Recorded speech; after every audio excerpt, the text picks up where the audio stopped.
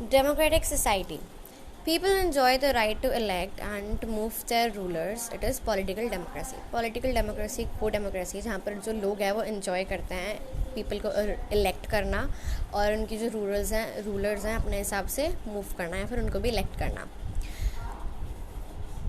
The social life of the people can still be filled with various forms of injustice.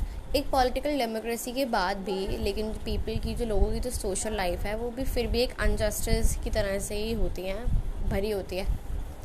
Thus, a democratic government becomes meaningful only if the society is democratic.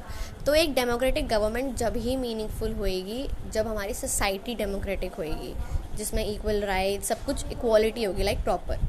In other words, there should be no discrimination of any kind in democratic society. अगर हम normal words में बोले, कोई discrimination नहीं होना चाहिए हमारी democratic society में किसी भी तरह का. Evils like the caste system and untouchability spoil the democratic structure of society. caste system मतलब कि कास्ट के बेसिस पे डिस्क्रिमिनेशन करना, जैसे कि हिंदू, मुस्लिम और सिख, इन सब के ऊपर डिस्क्रिमिनेशन नहीं होना चाहिए. एंड अनटचेबिलिटी, जैसे कि जो लोअर क्लासेस होती हैं, दलित्स होती हैं और भी बहुत सारे लोअर क्लासेस होती हैं, लाइक उनको बिल्कुल एंटर्स नहीं करने देना टेम्पल्स में या कुछ भी, ये अनटचेबिलिटी होती है.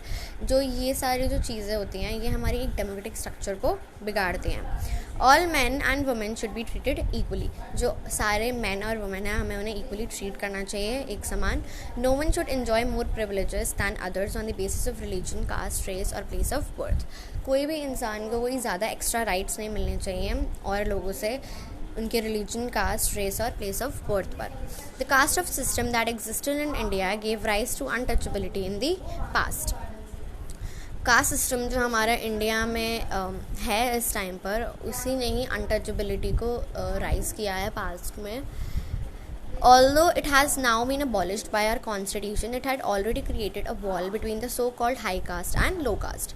फिर भी हमारे कॉन्स्टिट्यूशन में इस टाइम पर जो कास्ट सिस्टम है वो अबॉलिश कर दिया गया है, मतलब वो बिल्कुल रद्द कर दिया गया है. उसने एक ऑलरेडी एक वॉल बिटवीन हो चुकी है वैसे भी हाई कास्ट में और लो कास्ट में. It's not only divided our society but also deprived a large section of people of their basic rights. इसने हमारी सोसाइटी को डिवाइड ही नहीं कर दिया है बल्कि जो बड़े बड़े सेक्शंस हैं हमारे पीपल के, जो उनके बेसिक राइट्स हैं वो भी मार लिए हैं. A democratic society should be able to remove all these social difference. एक डेमोक्रेटिक सोसाइटी में सारे ये जो हमारे सोशल डिफरेंसेस हैं, कास्ट सिस्टम है, अनटचेबिलिटी है, मोर राइट्स हैं, ये सब कुछ हमें हटा देने चाहिए. Thus, a truly democratic government is possible only with a democratically organized society. तो एक डेमोक्रेटिक गवर्नमेंट तभी पॉसिबल है जब हमारी खुद की सोसाइटी डेमोक्रेटिकली ऑर्गेनाइज्ड होगी.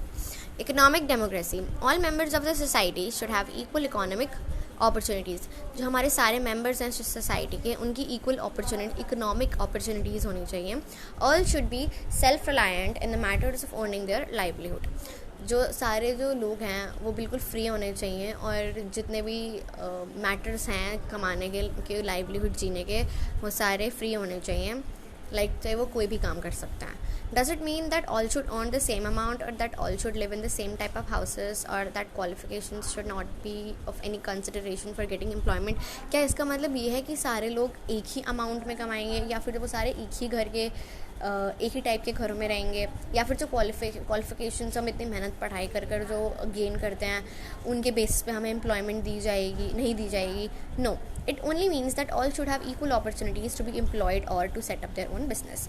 नहीं, इसका मतलब सिर्फ ये है कि हमारे सबके पास इक्वल अपॉर्चुनिटीज़ होनी चाहिए एम्प्लॉयमेंट के लिए और ख़ुद का बिजनेस करने के लिए. लाइक इसमें भी हमारी काफ़ी ज़्यादा कास्ट सिस्टम आता है कि लाइक हमें रिजर्व्ड सीट्स मिलती हैं जो कि लोअर क्लासेस होती हैं और जो जनरल क्लासेस होती हैं उनको नहीं मिलती हैं. ऐसे कितने सारे कॉलेजेस में जो जनरल होते हैं, जिनकी जनरल क्लास होती है, वो नहीं कर पाते. तो काफ़ी ज़्यादा कंपटीशन है. तो वो यही कह रहे हैं कि ऐसे नहीं होना चाहिए, हम सबको इक्वल अपॉर्चुनिटीज़ मिलनी चाहिए. Economic democracy also means absence of all exploitation. That is workers should not be exploited by owners and peasants should not be exploited by landlords.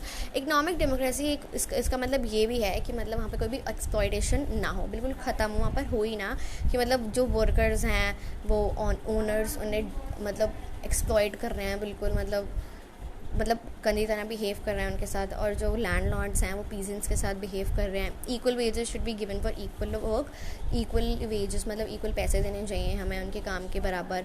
No distinction should be made between man and man, और कोई भी discrimination नहीं होना चाहिए man या women का, कि man ने इतने घंटे काम करा तो उसको इतना दे रहे हो, और वुमेन भी अगर सेम घंटे काम करे तो मुझसे कम वेजेस दे रहे हो। There can be no economic democracy if there is no fair distribution of wealth in the society. और यहाँ पर हमारी इकोनॉमिक डेमोक्रेसी भी नहीं हो सकती अगर हमारे सोसाइटी में ही इक्वली डिस्ट्रीब्यूशन नहीं हो रही वेजेस की और मनी की। If wealth is concentrated in the hands of a few, there can be no economic justice. अगर हमारे जो पैसे हैं वो कुछ लोगों के हाथों में ही होंगे तो हमारा जो इकोनॉमिक जस्टिस है वो हो ही नहीं पाएगी। Democracy is based on 2 important principles, liberty and equality. हमारी जो डेमोक्रेसी है वो 2 important प्रिंसिपल्स पे बेस्ड है, वो है liberty and equality. Individual freedom and equal opportunities are necessary conditions for democracy to be successful. हमारी फ्रीडम, हमारी जो इक्वल अपॉर्चुनिटीज, ये सारी नेसेसरी कंडीशंस हैं एक डेमोक्रेसी को सक्सेसफुल होने में। डिप्राइविंग समवन ऑफ हर और his means of livelihood goes against the very ideal of democracy. Economic democracy, तुम किसी को मतलब मना कर रहे हो या फिर तुम उसके लाइवलीहुड के अगेंस्ट जा रहे हो, ये सबसे फर्स्ट आइडियल है हमारे इकोनॉमिक डेमोक्रेसी का, कि ऐसा बिल्कुल भी नहीं होना चाहिए। It denies one's right to equal opportunities and economic growth. ये एक के राइट को डिनाई करता है, मना करता है इक्वल अपॉर्चुनिटीज़ को और इकोनॉमिक ग्रोथ को। Thus democratic government will be meaningful only if citizens are socially equal and economically free. तो एक डेमोक्रेटिक गवर्नमेंट तभी मीनिंगफुल हो पाएगी जब हमारे सिटीजन्स, हमारी सोसाइटी सारी सोशली इक्वल हो और इकोनॉमिकली फ्री हो।